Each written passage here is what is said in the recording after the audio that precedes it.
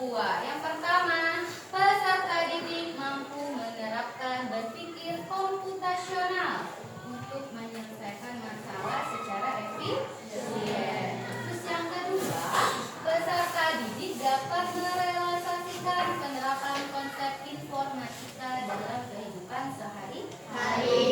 Tujuan pembelajaran kita hari ini ada dua. Yang pertama, menerapkan berpikir komputasional. Yang kedua, merealisasikan penerapan konsep pada kehidupan sehari-hari. Oke. Nah, di sini Ibu akan kasih kalian video. Nah, kalau seandainya Ibu kasih video, berarti kalian harus apa? Menyimak. Oh ya, sebelum Ibu kasih video, Ibu punya pertanyaan. Di sini siapa yang pernah kalau masak itu mengikuti resep? Atau kalian masak asal-asalan? Enggak. Mengikuti resep. Biasa di resep tuh ada apa saja? Kunyit. Ada? Ada bahan. Selain bahan ada apa yang harus disiapkan? Ada alat. Jadi kalau resep itu berarti ada urutannya. Nah, inilah yang akan kita bahas pada materi berpikir komputasional. Oke, ini ada video. Tolong disimak. Yang perlu dicatat, boleh dicatat. Kalau yang mau mencatat boleh dicatat. Tapi kalau seandainya bisa ingat, tolong. Sudah siap nonton video? Sudah. Siap? Ada yang mengantuk? Tidak. Oke, nanti Ibu kasih video ya. Tolong disimak ya.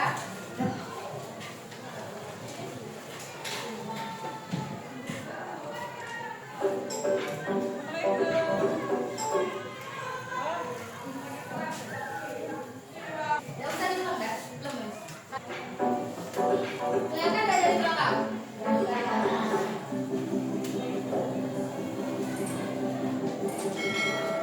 Halo, selamat datang di kelas Informatika. Materi hari ini adalah seputar tentang berpikir komputasi. Kita akan mengenal apa itu berpikir komputasi atau disebut juga dengan computational thinking.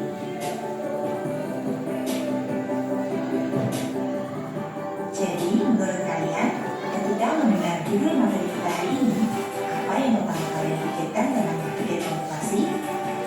Apakah kalian sudah mengetahuinya? Bagaimana cara melakukannya? Dan apa saja metodenya?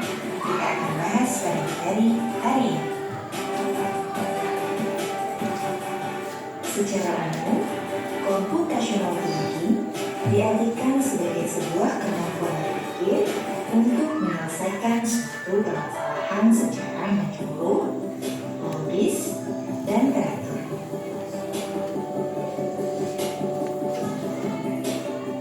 Dengan kata lain, berpikir komputasi bukannya menuntut kita untuk menjadi sebuah komputer, melainkan kita diminta untuk berpikir seperti layaknya ilmuwan-ilmuwan hebat penemu komputer. Berpikir komputasi merupakan metode berpikir yang digunakan programmer ketika menulis sebuah program. Berpikir di sini adalah berpikir dalam memecahkan suatu masalah ya. Mari kita ambil contoh sederhana. Apabila kita ingin membuat kentang, maka kita harus memiliki kentang. Apabila belum ada kentang, maka kita akan membelinya di swalayan. Ketika sudah ada kentang, maka langkah selanjutnya kita akan mengupas kentang tersebut. Setelah kentang terkupas, kita harus memikirkan lagi akan diolah menjadi apa kentang ini. Apakah akan digoreng atau direbus menjadi sup. Nah, dari contoh tentang memakan kentang tadi, dapat disimpulkan bahwa ketika kita akan melakukan sebuah aktivitas, dalam hal ini adalah memakan kentang, maka kita akan secara otomatis menyelesaikan dan melakukan aktivitas tersebut sesuai dengan aturan yang benar. Mulai dari memakan kentang, mengupas kentang, sudah membuat tempat tersebut menjadi siap untuk digunakan. Logikanya, kita tidak akan mungkin memakan sebuah kentang dalam keadaan mentah yang belum dikupas dan dimakan. Nah, anak-anak, urutan memakan kentang tadi itulah adalah salah satu contoh dari berpikir komputasi. Bagaimana? Apakah sejauh ini kalian sudah bisa memahami apa itu berpikir komputasi? Jika belum, tenang saja, mari kita cermati contoh kedua berikut ini.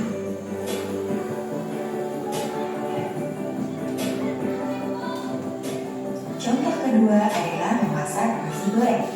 Dalam memasak nasi goreng, tentunya kita harus memahami bagaimana cara membuat nasi goreng dan apa saja bahan, bumbu, serta alat yang diperlukan. Kemudian, barulah kita bisa memulai membuat nasi goreng sesuai dengan langkah-langkah. Nah, cara kita untuk membuatkan dan memasak nasi goreng sesuai dengan langkah-langkah inilah merupakan hasil dari cara berpikir secara komputasional. Dengan mengikuti langkah yang sistematis, segala sesuatunya akan lebih mudah dipahami dan dilakukan. Coba bayangkan, jika dalam memasak nasi goreng tersebut, kita lakukan tidak sesuai dengan urutan yang benar. Misalnya, memasak nasi goreng menggunakan panci dan bukanya wajan. Kemudian, kita tidak memasukkan nasi putih sama sekali setelah bumbu selesai digoreng. Tentunya, nasi goreng itu tidak akan selesai dibuat atau bisa dikatakan gagal. Intinya, dalam menyikapi sebuah permasalahan, kita dituntut untuk berpikir secara teratur dan runtuh. Apa yang akan dilakukan, bagaimana caranya, bagaimana cara memulai, dan seterusnya.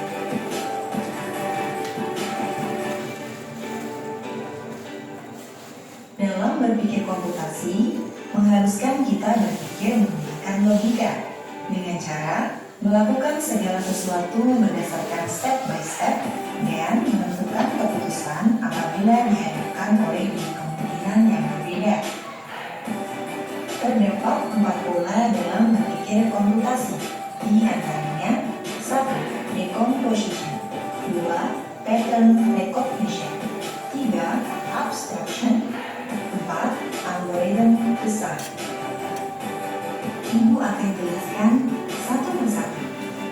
Yang pertama, decomposition merupakan sebuah kemampuan memecah data, proses atau masalah yang kompleks menjadi bagian-bagian yang lebih kecil atau menjadi tugas-tugas yang mudah dikelola. Yang kedua adalah pattern recognition, merupakan kemampuan untuk mencari atau menemukan suatu persamaan atau bahkan perbedaan pola, tren, dan keteraturan dalam data yang nantinya akan digunakan dalam membuat prediksi dan penyajian data.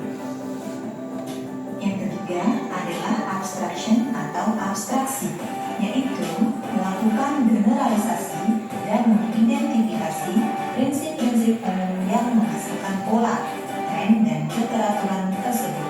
Dengan kata lain, abstraksi adalah proses penalaran yang membentuk kesimpulan secara umum melalui suatu kejadian, hal, dan sebagainya. Kemudian yang keempat adalah algorithm design, yaitu mengembangkan petunjuk pemecahan masalah yang sama secara step by step, langkah demi langkah, tahapan demi tahapan, sehingga orang lain dapat menggunakan langkah atau informasi tersebut untuk menyelesaikan permasalahan yang sama. Baiklah anak-anak, sampai di sini materi pengenalan berpikir komputasi. Contoh dari masing-masing metode akan Ibu jelaskan pada video berikutnya. Terima kasih sudah menonton dan jangan lupa untuk mencatat poin penting. Apabila ada pertanyaan, silakan tulis di kolom komentar. Sampai jumpa. Terima kasih. Wassalamualaikum warahmatullahi wabarakatuh.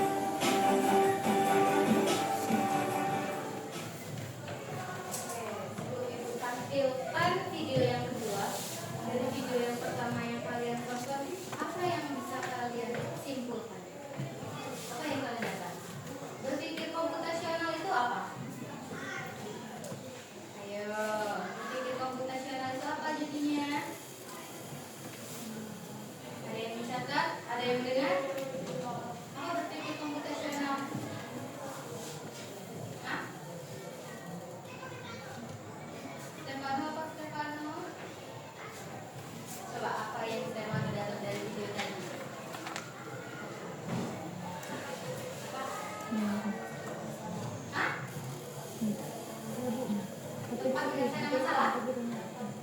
dapat menyelesaikan masalah. Ya, jadi berpikir secara komputasional itu menyelesaikan masalah sesuai dengan urutan atau langkah-langkah.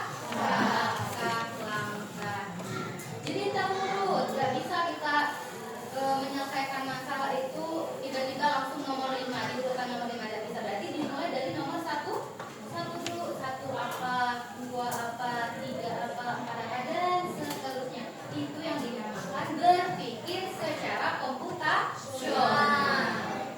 Nah, terus ini Ibu kasih tayangan video yang kedua. Nah, tayangan video kedua ini membahas tentang 4 komponen dari berpikir komputasional. Tadi ada 4 komponen, apa saja? Ada yang ingat? Ya. Oh ya, oke. Dekomposisi. Terus yang kedua apa? Oke, preferensi. Terus abstraksi, terus algoritma desain. Jadi ada 4 komponen. Nah, di video kedua ini akan dibahas 4 komponen tadi dari berpikir komputasional.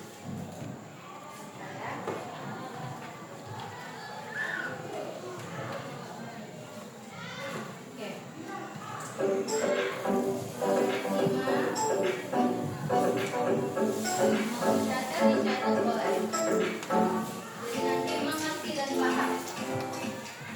Implementasi dalam 4 metode beserta contoh kasus berpikir komputasi. Hai, Assalamualaikum warahmatullahi wabarakatuh. Selamat datang kembali di kelas informatika.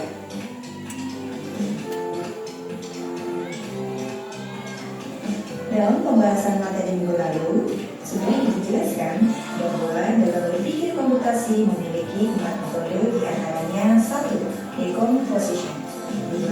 Pattern recognition, 3. Abstraction, dan 4. Algorithm design. Pada video kali ini, Ibu akan mencontohkan kasus dalam kehidupan sehari-hari dan menerapkan 4 metode berpikir komputasi yang tadi sudah dijelaskan sebelumnya. Contoh pertama adalah mencuci pakaian. Mari kita coba untuk menyelesaikan masalah ini dengan cara berpikir secara komputasional. Dimulai dari decomposition atau bahasa Indonesianya adalah dekomposisi. Seperti yang kita ketahui, dekomposisi adalah memecah masalah yang besar atau kompleks menjadi masalah yang kecil dan sederhana. Coba perhatikan gambar. Masalah terbesarnya adalah mencuci pakaian.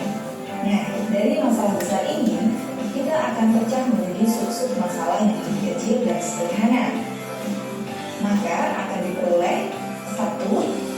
Memilah atau menentukan pakaian berdasarkan jenisnya, yaitu memisahkan baju yang berwarna putih dengan baju yang berwarna gelap supaya tidak terbenturan, atau memisahkan antara seragam sekolah dengan baju sehari-hari. 2. Menyiapkan alat dan bahan. Alat berupa mesin cuci, ember, hanger, dan bahan berupa deterjen, air, pewangi, dan pemutih pakaian. 3. Proses mencuci, yaitu dengan menjemur dan lain-lain. Dengan meneruskan langkah-langkah mencuci diantaranya: 1. Menyalakan mesin, 2. Memasukkan baju yang telah dipilah-pilah, 3. Mengatur waktu dan kecepatan, dan seterusnya. Itulah yang disebut dengan dekomposisi dalam mencuci pakaian. Selanjutnya adalah pattern recognition atau pengenalan pola. Kita akan mencari persamaan atau perbedaan pola yang ada dalam mencuci pakaian.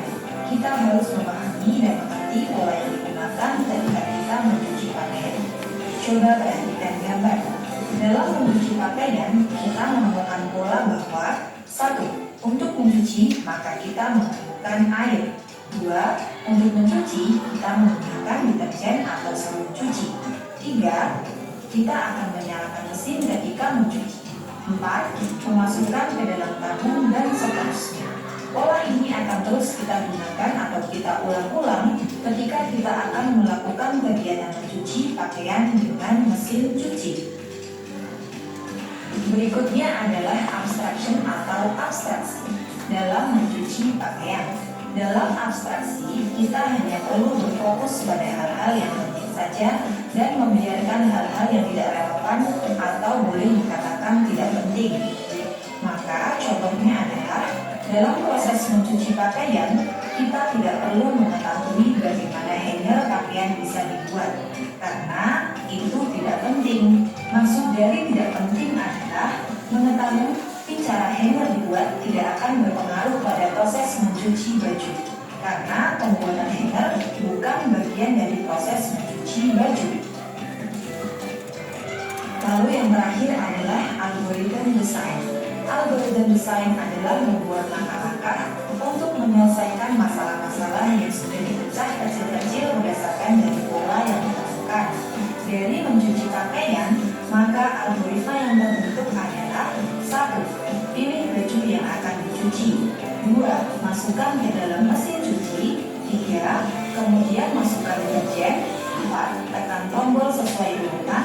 5. Tunggu sampai selesai. 6. Ambil pakaian yang telah dicuci dari mesin cuci. 7. Jemur di tempat yang cukup dengan sinar matahari. 8. Jika sudah kering, maka angkat pakaian tersebut dan rapikan. Contoh kedua adalah memasak nasi goreng. Mari kita mulai dari metode pertama, dekomposisi. Masalah terbesarnya adalah memasak nasi goreng. Kita akan pecah masalah tersebut supaya menjadi sub-sub masalah kecil yang lebih sederhana lagi. Di mana ketika memasak nasi goreng, maka kita membutuhkan alat berupa wajan, spatula, pisau, dan lain-lain, bahan, nasi, telur, minyak goreng, dan lain-lain, bumbu, bawang merah, bawang putih, gula, garam, dan lain-lain, dan juga langkah-langkah. Proses memecah dari masalah besar menjadi sub-sub masalah kecil inilah yang disebut dengan dekomposisi. Selanjutnya adalah metode kedua, yaitu pattern recognition atau pengenalan pola. Kita akan mencari pola yang berulang maupun pola yang berbeda dari memasak nasi goreng. Ditemukan bahwa untuk membuat satu porsi nasi goreng, kita memerlukan waktu lebih kurang 10 menit. Maka pola ini bisa kita gunakan kembali ketika suatu saat nanti kalian akan memasak nasi goreng di lain waktu. Pola yang kedua, karena kita pernah membuat nasi goreng, kita juga dapat membuat kue tiaw goreng. Dikarenakan proses dan bumbunya hampir sama, kita dapat melihat bahwa pola untuk membuat nasi goreng dan kue tiaw hampir sama, meskipun bahan dasarnya berbeda, yaitu nasi putih dan mie kue tiaw. Metode berikutnya adalah abstraction. Kita hanya harus berfokus pada hal yang penting saja dan mengabaikan hal-hal yang tidak relevan atau kurang penting. Maka dalam memasak nasi goreng didapati bahwa agar lebih efektif dan efisien dalam kurun waktu 10 menit kita bisa membuat 5 porsi nasi goreng dengan menambahkan bumbu dan bahannya. Sama-sama memasak dalam waktu 10 menit. Tapi jika memasak dalam satu porsi kita cukup menggunakan 1 porsi nasi putih. Untuk memasak 5 porsi, maka kita hanya perlu menambahkan bumbu dan bahan saja. Dan dalam waktu 10 menit itulah kita sama-sama bisa membuat nasi goreng dalam porsi yang berbeda. 2. Ketika membuat seperti nasi goreng, kita tidak perlu memperhatikan bagaimana sebuah kedelai dapat diolah menjadi kecap, karena hal itu tidaklah penting. Maksudnya adalah kita tidak perlu memperhatikan bagaimana kedelai diolah menjadi kecap, karena hal tersebut tidak berpengaruh pada proses memasak nasi goreng kita. Metode yang terakhir adalah algoritma desain, yaitu dengan melakukannya secara step by step atau membuat langkah-langkah yang berurutan logis dan rinci mulai dari proses awal sampai proses akhir. Maka dalam proses memasak nasi goreng dapat dibuat algoritma sudah goreng telur dan masukkan bumbu. 3. Masukkan nasi putih dan bumbu lainnya. 4. Cek rasa. Jika sudah pas, angkat dan sajikan. Nah, anak-anak, itu tadi adalah contoh implementasi 4 metode dalam berpikir komputasi pada kasus sehari-hari. Sampai jumpa pada materi selanjutnya. Terima kasih sudah menonton. Wassalamualaikum warahmatullahi wabarakatuh. Oke, tadi sudah dibahas 4 metode dari berpikir komputasional. Yang pertama ada apa? Dekomposisi. Dekomposisi itu tadi apa? Ada yang tahu? Dekomposisi itu apa?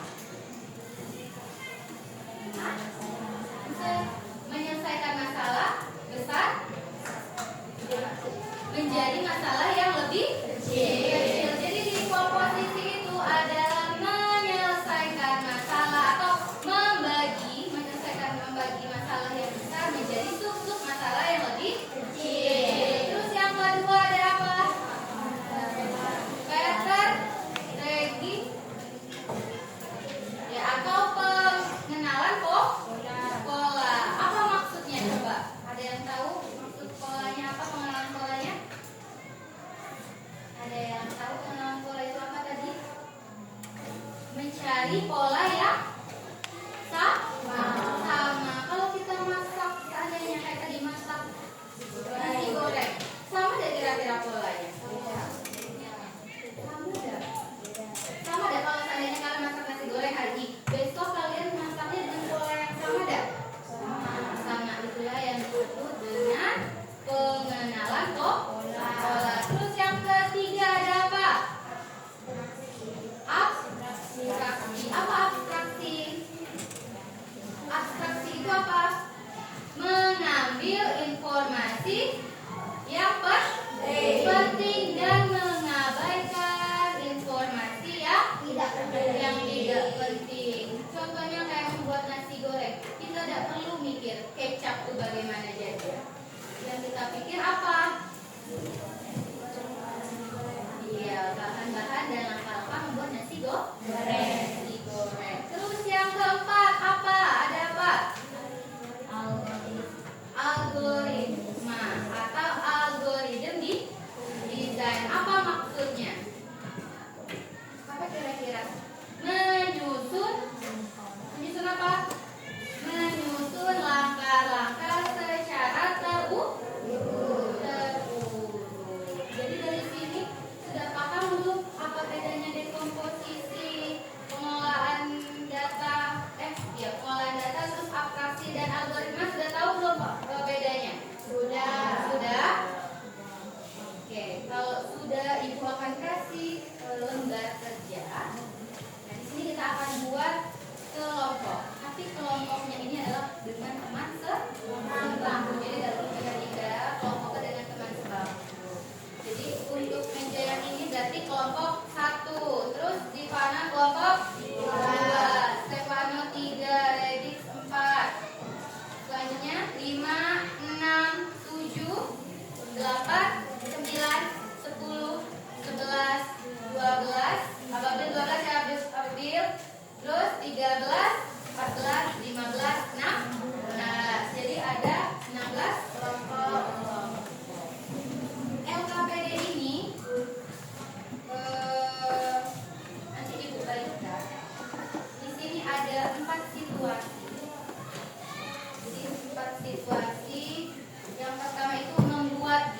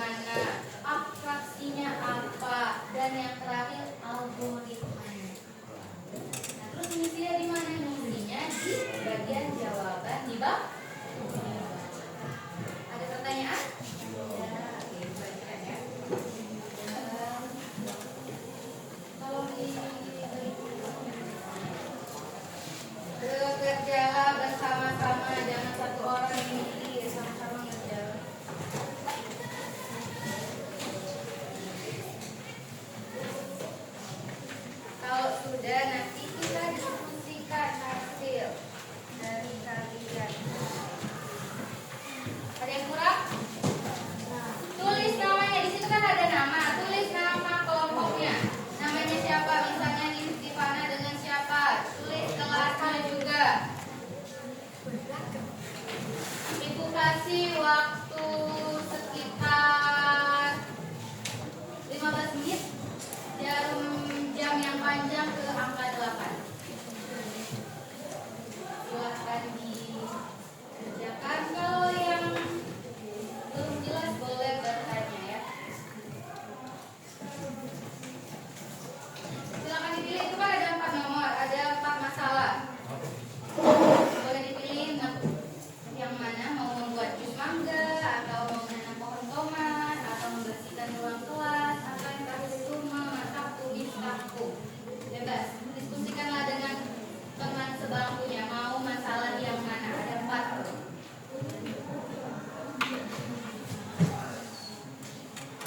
Jelas gak?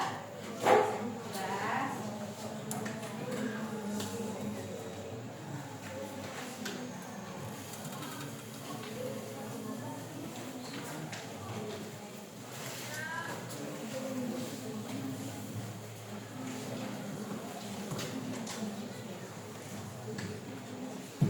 Diskusilah dengan temannya. Nanti kita ini ya, kita presentasi ke depan ya, perwakilan.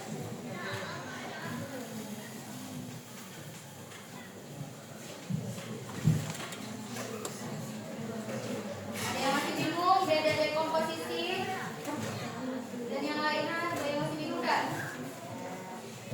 Dekomposisi itu berarti menyebutkan, misalnya kayak membuat jus mangga, berarti menyebutkan alat dan bahan dari membuat jus mangga. Langkah-langkahnya apa? Terus pattern recognition itu berarti mencari pola yang sama. Apa pola yang samanya? Terus abstraksinya, kira-kira apa yang tidak penting dari membuat jus mangga? Terus yang terakhir, algoritmanya apa? Jalan, diskusilah dengan teman sebangku. Bangkunya ada banyak ya, cuma sampai jam berapa? 11.40.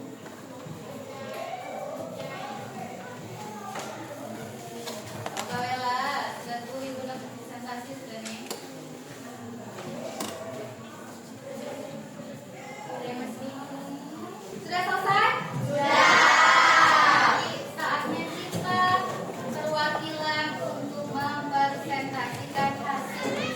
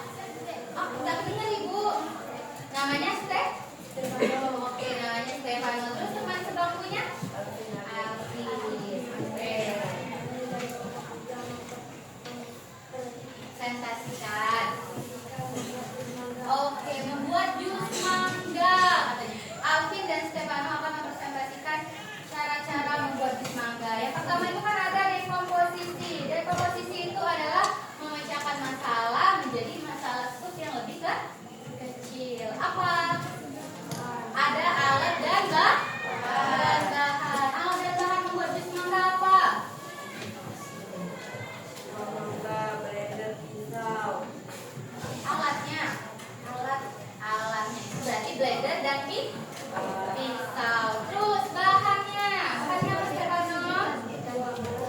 Buah mangga. Terus gula pasir, air atau batu es. Terus ada langkah-langkahnya. Langkah yang pertama apa? Oke, langkah pertama mengupas buah mangga. Pakai apa ngupasnya? Pakai pisau. Terus langkah yang kedua? Oh ya, ambil isi buah mangga dan potong. Terus yang ketiga? Isikan ke blender. Tambahkan air dan gula. Terus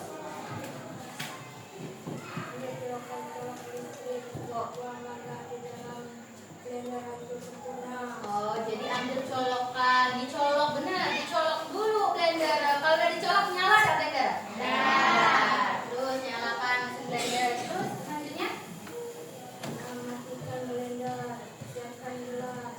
oke, matikan blender, siapkan gelas. Terus Dari dasar gelas. oh, hiasan. Jadi minum jus mangga pakai hiasan. Terus Di blender isi oh, ambil blender dan tuangkan. tuangkan semangka ke dalam gelas. Tuangkan jus mangga ke dalam gelas. Itu dinamakan dekomposisi. Terus pattern recognition-nya apa? Polanya samanya? Pas buah mangga. Ya, jadi masukkan ke dalam blender. Pola yang samanya itu memasukkan buah ke dalam blender. Mau buah apapun, pasti pola yang akan kita pakai apabila kita mau membuat jus mangga adalah masukkan buah ke dalam blender. Terus fraksinya yang tidak pentingnya apa? Iya, pembuatan membuat gula. Penting nggak dalam pembuatan jus mangga? Kita mikir gula itu sebenarnya penting nggak? Tidak penting karena yang kita fokuskan adalah pembuatan jus mangga. Terus algoritmanya apa? Algoritma desainnya apa? Oke. Terus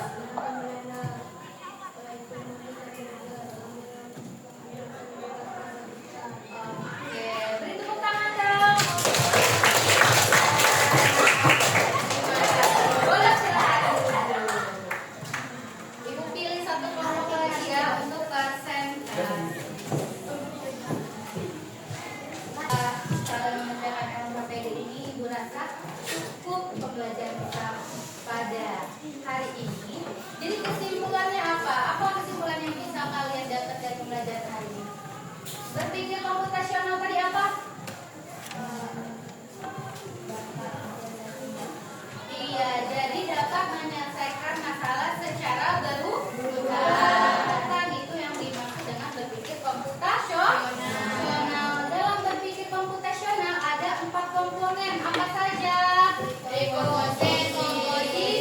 Terus yang kedua, pattern recognition. Terus yang ketiga, abstraksi. Yang keempat, sudah bisa membedakan 4 komponen tadi? Oke. Nah, sebelum kita menutup pembelajaran, Ibu mau kalian mengisi refleksi pembelajaran hari ini. Ibu bagikan satu orang satu. Jadi ini bukan berkelompok, tapi satu orang satu. Boleh diisi, nanti dikumpulkan ke Ibu ya.